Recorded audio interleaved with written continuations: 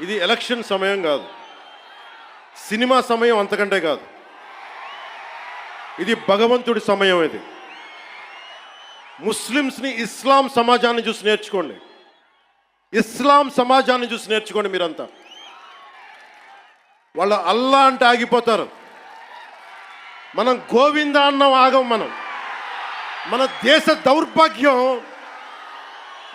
దౌర్భాగ్యం మనం హైందవ ధర్మానికి మన గౌరవం ఇవ్వం.